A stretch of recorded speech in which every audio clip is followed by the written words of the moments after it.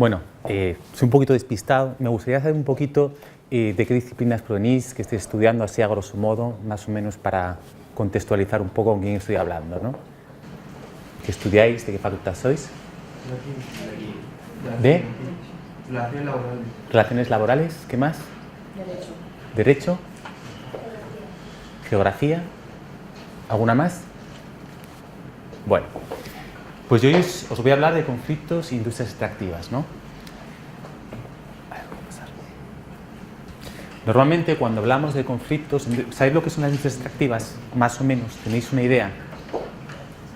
Normalmente, bueno, las industrias extractivas es estas industrias que se dedican a la extracción de materias primas, que pueden ser renovables o no renovables, ¿no?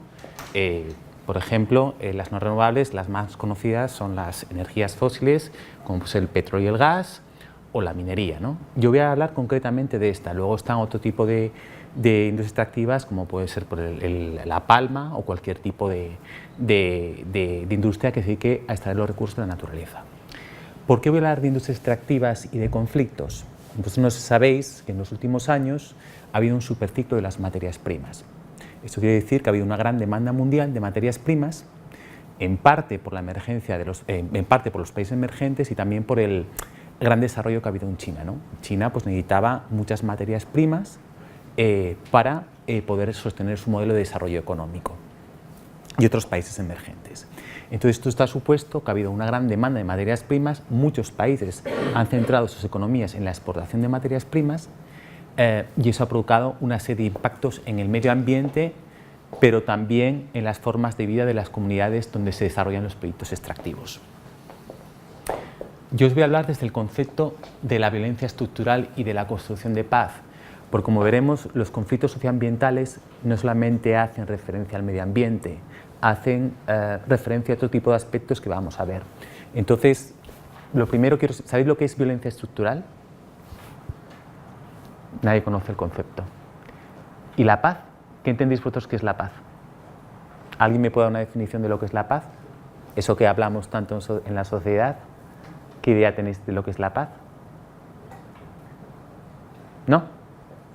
Bueno, os voy a contar una pequeña cosa. Tradicionalmente, en Occidente, ha habido una concepción de la paz asociada a la ausencia de un enfrentamiento bélico, un conflicto armado, ¿no? Esto es una visión muy occidental y se basa en la idea de Pax Romana. Pero en el siglo pasado, estudiosos de la paz como Galtung, como Carnap, previamente Engels, se plantearon qué pasa en sociedades donde las personas disfrutan de servicios públicos, hay una parte de la sociedad que disfruta de una buena educación, de buena salud, de acceso a buenas infraestructuras, mientras hay una parte de la población que no tiene ni educación, no tiene sanidad, no tiene espacios de voz y representación, no tiene opciones para tener una vida digna, ¿no? Eso Galtung lo denominó violencia estructural. Y él dice que una sociedad que tiene esa situación no puede estar en paz. Entonces redefinieron un poco el concepto de paz y hablaron de una paz positiva, ¿no? Una paz positiva que incluía aspectos como el desarrollo sostenible, el desarrollo humano, la vida digna, varios conceptos, el desarrollo potencial del ser humano. Esas sociedades que viven en esa alta situación de violencia estructural son sociedades altamente conflictivas. ¿Por qué? Porque cuando tú no puedes satisfacer tus necesidades básicas humanas, eso produce un conflicto a las personas, ¿no? Eso genera mucha frustración. Y si eso no es tratado adecuadamente, generan conflictos sociales y muchas veces ellos violentos. ¿Y por qué os hablo del concepto de violencia estructural y de la paz? Porque muchas de las industrias extractivas, donde ha habido petróleo y gas, donde hay minería, se han hecho en contextos con alta violencia estructural. Yo lo que más conozco es América Latina, que es donde he trabajado con comunidades por varios países de América Latina y siempre detectas varias cosas, ¿no? Varias problemáticas. Ausencia de servicios públicos, baja educación, sanidad, pocas oportunidades de desarrollo para las poblaciones, para las comunidades locales y baja capacidad del Estado. Lo que diría Pecot, una precaria presencia del Estado, que eso se traduce en lo que habíamos hablado antes, en malos servicios públicos, en pocas oportunidades para la gente Y eso provoca también que las comunidades, las personas donde se desarrollan estos proyectos extractivos, tengan mucha desconfianza hacia el Estado. No se sientan representados hacia el Estado. Uno de los testimonios que yo más he recogido con las comunidades es: solamente se han acordado de nosotros cuando había recursos naturales que explotar. Antes el Estado nunca había mirado por nosotros, pero cuando veían que había yacimientos petrolíferos, cuando veían que había minería, entonces se acordaron, porque el Estado da concesiones a las compañías y las compañías pagan una serie de impuestos y de royalties por la explotación de esos recursos naturales, ¿no? Y eso va para el Estado. Y muchas veces en contextos donde las comunidades asumen ese impacto extractivo de la minería o de la extracción del petróleo y el gas y no tienen nada a cambio, ¿no? No hay, digamos, una redistribución de los beneficios. Entonces, digamos, esta es la situación de violencia estructural. Yo os voy a hablar desde el caso de América Latina. América Latina es uno de los países que más se ha apuntado, digamos, al boom de las materias primas, ¿no? Muchos estados o muchos países de América Latina han desarrollado un modelo económico extractivo basado en las materias primas. ¿Esto qué ha provocado? Pues ha provocado una tensión muchas veces con las comunidades locales donde se desarrollaban estos proyectos extractivos. ¿Por qué? Por un lado, ante la demanda de materias primas, el Estado, digamos, ha tratado de explorar y explotar los recursos naturales, ha promovido muchos proyectos extractivos, ha traído muchas empresas extractivas para la explotación de estos recursos naturales, pero esto entraba en tensión con las comunidades locales, que muchas veces ellas o no querían estos proyectos extractivos por el impacto socioambiental, o querían tener mayores beneficios de estos proyectos extractivos, o básicamente querían más espacios de voz y representación para definir qué modelo de desarrollo querían en sus comunidades, ¿no? Entonces ha producido una situación muy tensa en América Latina. También cuando hablamos de industrias extractivas hay que hablar de infraestructuras. Mira, yo ahora acabo de volver de Chile, de la CEPAL, donde ha habido una convención sobre industrias extractivas, ¿no? Y sobre conflictos. Entonces dicen que una de las cosas que pasa también, tú cuando desarrollas un proyecto extractivo también implica una serie de infraestructuras, pues carreteras, puentes, vías de tren, lo que sea para poder transportar el recurso, y eso también lleva conflictos, como vamos a ver a continuación. El problema de estas infraestructuras que muchas veces la gente piensa que pueden beneficiarles a comunidades eminentemente rurales. Es decir, pues yo antes no tenía carretera en mi pueblo, aquí van a poner un proyecto de minería y van a construir una carretera que me va a permitir tener mayor acceso a otras poblaciones, tener mejores servicios públicos, montar negocios, etc.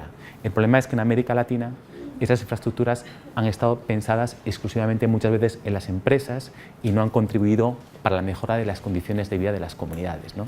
Y eso ha producido conflictos, como lo vamos a ver.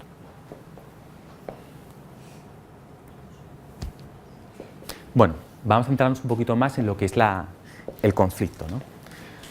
Como os decía antes, normalmente cuando se habla de industrias extractivas se habla mucho del conflicto socioambiental, ¿no? Que el conflicto socioambiental pues, es cómo impacta la actividad extractiva, la minería, el petróleo y el gas, en el medio ambiente de las comunidades, ¿no? A grandes rasgos. Pero otros problemas que ocurre es que no solamente es el problema del medio ambiente, sino que afecta a sus medios de vida, al agua y a la tierra. Estamos hablando de que en estas sociedades son eminentemente rurales muchas veces. Entonces tú, cuando les afectas el agua y la tierra, les estás quitando sus medios de vida, ¿no? Entonces es, digamos, la otra parte del conflicto socioambiental. Luego está el tema de la consulta previa. ¿Habéis oído hablar de la consulta previa? Bueno, la consulta previa es un derecho recogido en la OIT por la cual los gobiernos y las empresas, antes de desarrollar un proyecto extractivo, tienen que consultar a las comunidades sobre si se puede realizar este proyecto. Bueno, se llama consulta previa y consentimiento previo libre informado. Entonces, uno de los conflictos que hay en América Latina es que los gobiernos, aunque se suscriben a este convenio a través de tratados internacionales, a través del derecho doméstico, se adhieren a estos convenios que están dentro del derecho internacional, ¿no? Pero no lo están respetando. Y eso se llama la brecha en la implementación. Esto está dedicado a los pueblos indígenas y para las minorías, ¿no?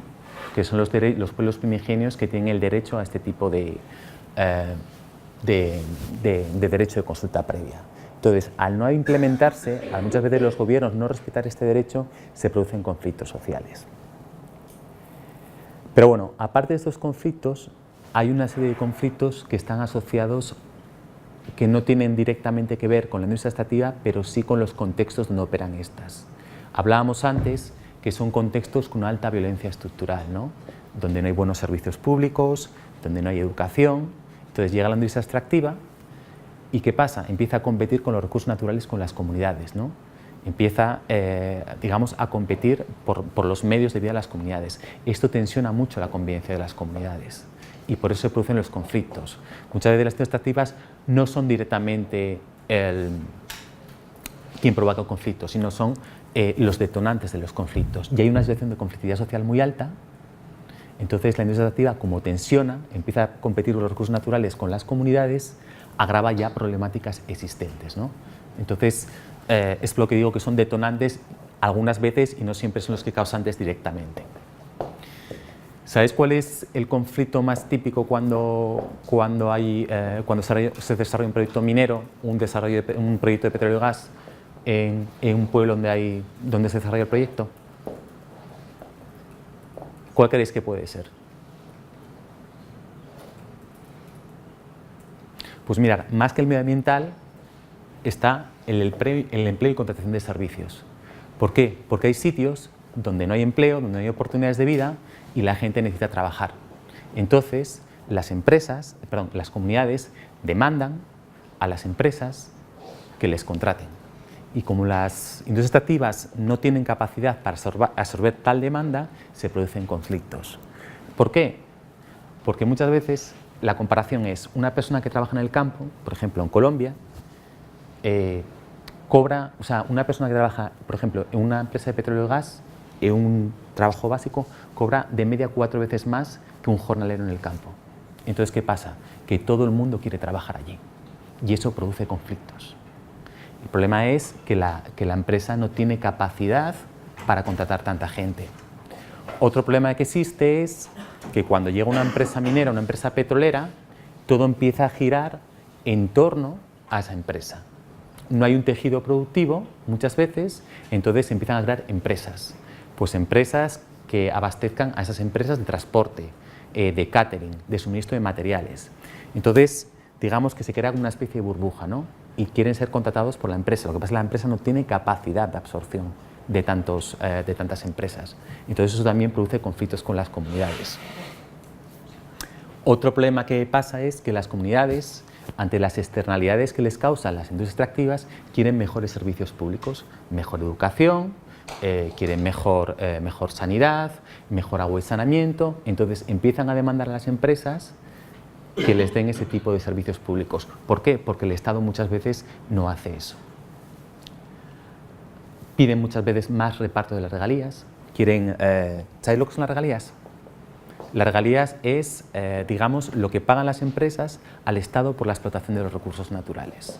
Y luego el Estado lo que hace es lo distribuye entre los departamentos, a nivel central, pero también entre las distintas regiones o departamentos que conforman el Estado.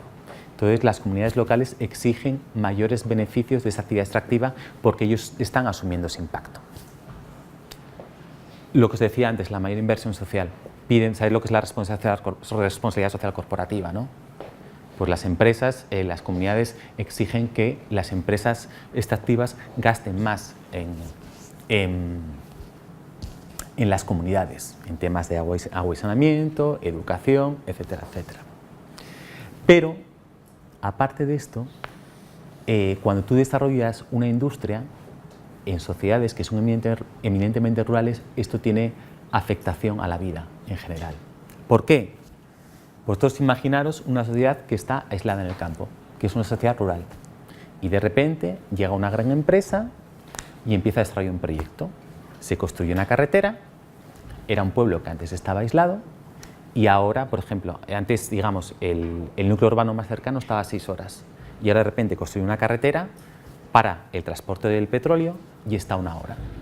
Pues eso tiene muchas consecuencias a nivel económico, pero a nivel sociológico. ¿Por qué? Porque ahora va a haber un mayor transporte, va a venir gente, va a haber flujos migratorios que vengan a trabajar al pueblo, que antes estaba incomunicado, va a venir gente en busca de oportunidades económicas, se van a montar negocios, pero eso conlleva otros problemas. Yo cuando hablaba con las comunidades, ellos decían que desde que se instaló la industria del petróleo en sus comunidades habían sufrido procesos de descomposición social. Decían que había fenómenos que ellos no conocían, pues hablaban de prostitución, hablaban del aumento de la delincuencia, hablaban del aumento de la drogadicción. ¿Qué pasa? Que muchas veces estas sociedades no están preparadas para sufrir procesos industriales tan acelerados, ¿no? No ha habido una planificación por parte del Estado para desarrollar estos proyectos extractivos, ¿no? Entonces, eso produce un impacto muy fuerte, que no solamente es ambiental, sino social, en las formas de vida de las comunidades. Y ahora otro problema que se plantea es, ahora ha habido una baja de las materias primas. Habéis oído que el petróleo ha bajado, ¿no? ¿Sí o no? ¿Lo habéis escuchado? Pues mira, el petróleo llegó casi hasta por debajo de los $50. ¿Eso qué significa? Eso para muchos países significa un drama. Hay países, el más claro, por ejemplo, tenemos Venezuela o Irán. Irán es un país que para poder sostener su gasto público necesita un precio del barril de $120. ¿Cómo se apañan esos países con un precio del barril de $50? ¿Qué hacen? Si tu educación, si tus servicios públicos, en parte están basados con el ingreso petrolero. Si las infraestructuras que tú tienes están sostenidas con el precio del petróleo, ¿qué hacen? Pues eso va a ser otra fuente de conflictos. ¿Por qué? Porque va a haber una reducción en muchas áreas como la educación, como la economía, como las infraestructuras, y probablemente las poblaciones protesten, ¿no? Por esa bajada del petróleo.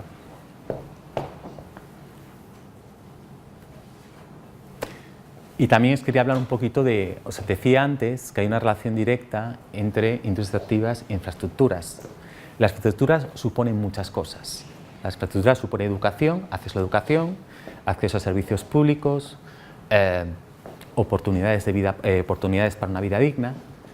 Y la gente dice, bueno, digamos que lo que hablábamos antes, la violencia estructural, cuando tú negas las infraestructuras que te permiten satisfacer unas condiciones de vida digna, eso supone una negación de los derechos humanos, ¿no? Hablaba antes el derecho a una vida digna, que son los derechos enmarcados entre los derechos de tercera generación. Entonces, tú cuando niegas esas infraestructuras a las personas, estás suponiendo una negación de los derechos humanos. ¿Por qué? Porque les estás negando unas condiciones de vida digna. Y era lo que hablábamos antes de la famosa violencia estructural. Pero las infraestructuras también tienen otra cara B, que es cuando tú desarrollas una infraestructura, tiene un impacto en los medios de vida de las personas, ¿no? Tú construyes una carretera y eso tiene un coste socioambiental y eso puede afectar a los medios de vida de las comunidades. Entonces, se requieren infraestructuras que sean sostenibles y que sean inclusivas. Muchas veces el problema es que no se tienen en cuenta las comunidades cuando se desarrollan este tipo de infraestructuras. Cuando hablo de una carretera, o hablo de una vía de tren, o hablo de un puerto, de lo que sea, ¿no? Entonces, una forma de evitar la conflictividad, lo que se dice ahora es tratar de crear marcos de gobernanza participativa donde esté la sociedad civil, donde esté el Estado, donde estén las empresas, para que las comunidades puedan, digamos, desarrollar también su visión de lo que tienen que ser una infraestructura que sean inclusivas y que les permitan tener una mejor forma de vida. Habíamos hablado antes del desarrollo de industrialización y luego, como conclusión,